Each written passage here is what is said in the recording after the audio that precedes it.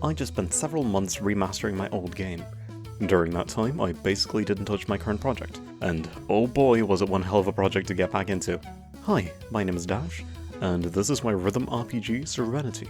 The game is a successor to my previous game, Disharmony. The game is pretty ambitious, probably a little too ambitious for its own good, and up until about a month ago, I basically hadn't touched the project in over half a year. So the question of the hour is, how the hell do you get back to a project of this scale after months of absence? Last time we checked in on the game, I'd finished the first pass of the game's physics system.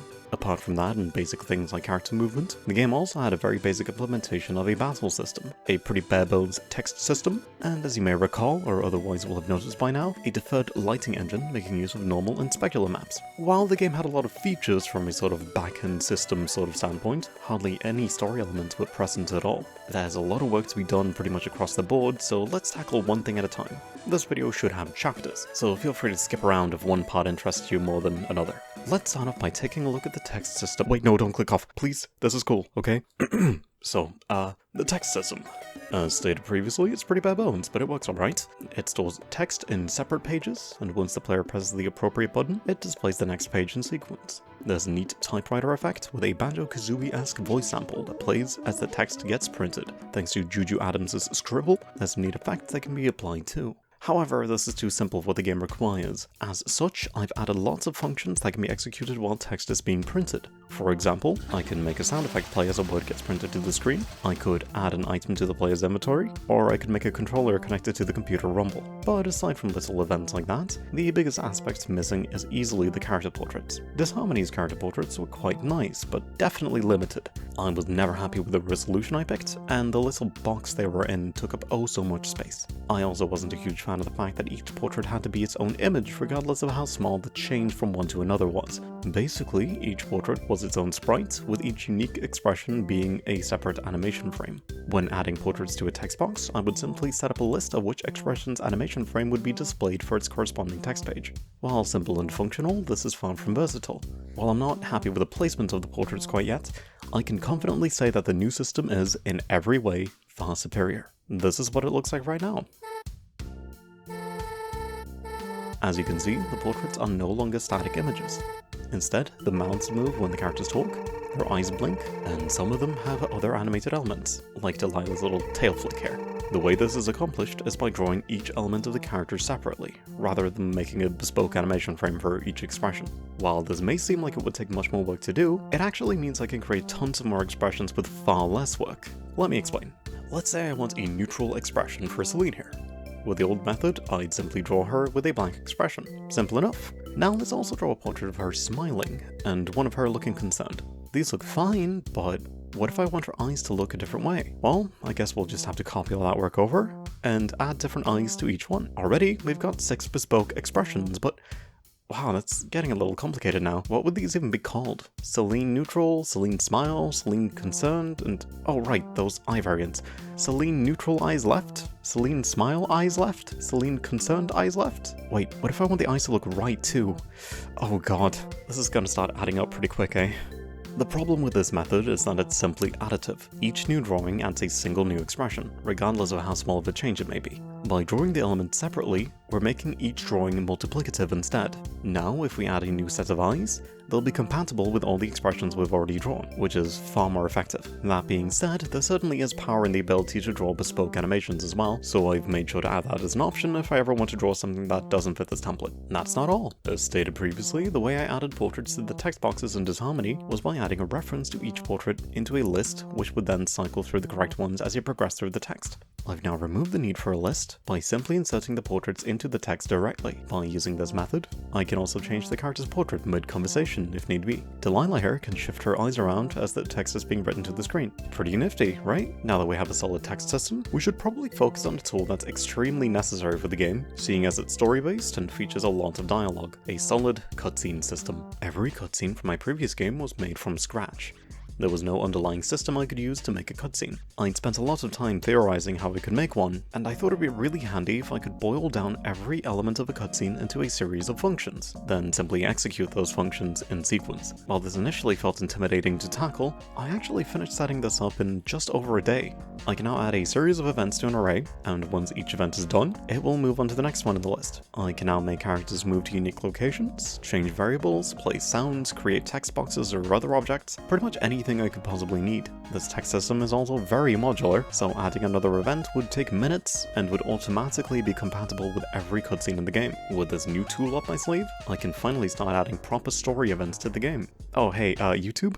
Really cool of you to remove this community post for nudity and sexual content despite it not breaking any single thing listed on your cool guidelines page. And thanks for dismissing that appeal I submitted to. Moving on, I've managed to make very substantial progress with the game's lighting. Something I've talked about quite a bit in earlier videos is the fact that normal maps, they take a long ass time to make by hand. As a quick reminder, a normal map is an image which tells the game which direction a pixel faces, so that it knows how to light said pixel in relation to any nearby light sources. Making them by hand means looking at a reference of a normal map and painting the directions onto whichever sprite it is you want to light. This is painstaking and especially hard for someone like me with a partial color blindness. But I've found a shortcut. While far from perfect, there are algorithmical methods out there that can create normal maps based on simple concepts like edge detection and contrast. I've previously mentioned how auto-generated normal maps tend to be far from perfect, but some programs are better than others. This is Lighter, a program I've been using for a few months at this point. Using Lighter, I can simply import an image strip of an animation, tweak a few things, and the program creates a corresponding normal map. A lot of these turn out pretty solid, but there's often issues. The program can almost always tell the female character's chests apart from the rest of the body, but rather humorously, instead of making them protrude outwards, it creates a large concave shape. Editing errors like these are simple, but other times it creates a normal map that's practically unusable, like with Delilah's walking down sprite here.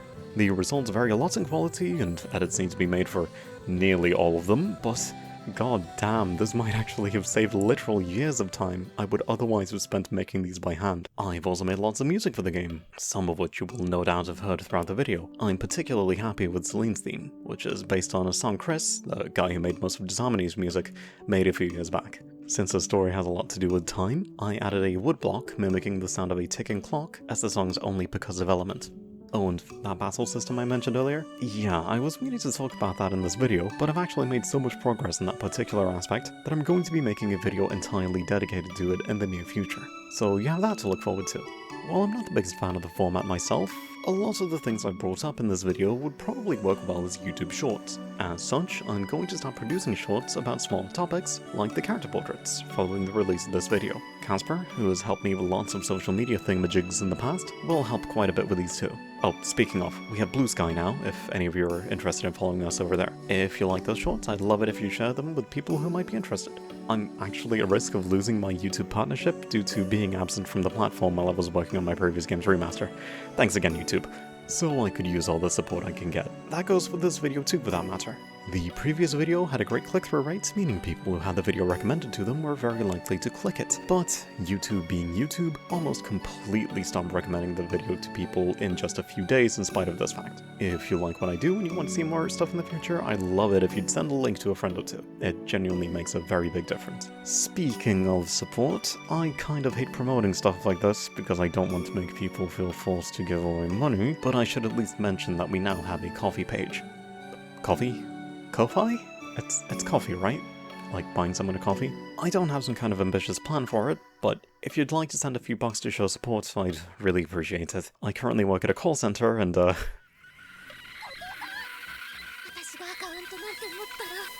let's just say I'm not the best person for the job. I could really use another income method. If the channel happens to grow in the future, I might make a Patreon instead. But seeing as we're pretty humble in size, I think this is the best choice at the moment. That's actually a pretty important topic though. For those of you who are here right now, what do you want to see from the channel? I'm going to be focusing a lot on content creation moving forwards, so it's important for me to know what kind of content you want to see on the channel. Are you interested in nitty-gritty details, or are you interested in broad topics? Would you like to see more videos about a variety of topics, or the more focused content I was creating prior to the development of Disharmony's remaster? Things are pretty malleable at the moment, so I'm definitely open to suggestions. It's no secret that I've been inspired by the Mother series for a long time, and that's in no small part thanks to its creator Shigesato Itoi. I always thought it was really charming to see him run his blog over the years, and to be honest, I really miss that part of the internet. The times when you didn't have to be bombastic and hyperbolic to get clicks on YouTube.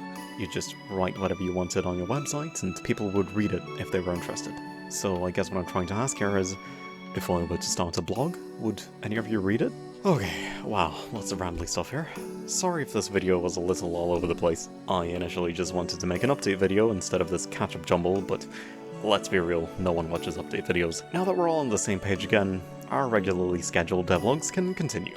I'm really glad to see people so understanding of my choices regarding Desame's remaster, and it was super fun to see reactions from people who hadn't seen either of my projects before. Us here on the dev team will be doing a table read of Serenity script soon, well, soon-ish at least, and once all the feedback has been implemented, I can finally get to the juicy part of development.